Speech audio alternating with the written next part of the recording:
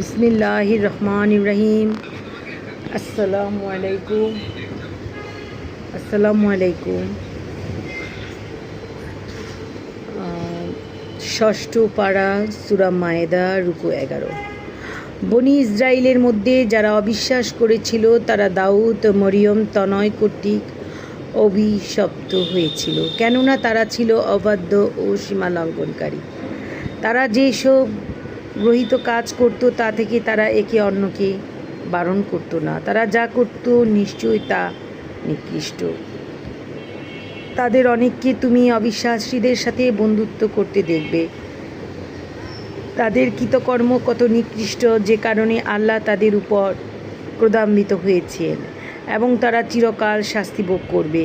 তারা আল্লাহতে, নবীতে ও তার মুহাম্মদের প্রতি যা অবতীর্ণ হয়েছে তাতে বিশ্বাস করলে তাদের বন্ধুরূপে গ্রহণ করত না, কিন্তু তাদের অনেকে সত্যত্যাগী।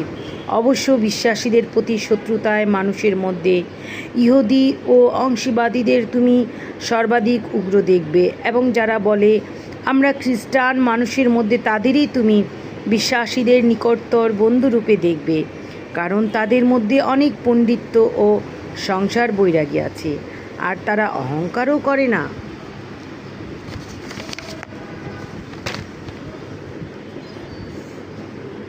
এবং যখন তারা রাসূলের প্রতি যা অবতীর্ণ হয়েছে তা শ্রবণ করে, তখন তারা যে সত্য উপলব্ধি করে তার জন্য তুমি তাদের চক্ষু অশ্রুবিগলিত দেখবে। তারা বলে, হে আল্লাহ প্রতিপালক, আমরা বিশ্বাস করেছি, এতএব তুমি আমাদের সত্যের সমর্থকের দলভুক্ত করো।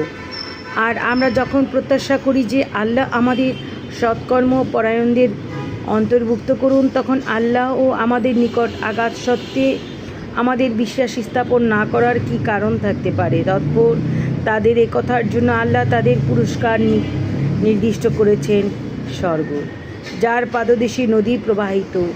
তারা সেখানে চিরকাল থাকবে ও পরোপকারীদের পুরস্কার। এবং যারা অবিশ্বাস করেছে ও আমার আয়াতকে আগ্রহ করেছে,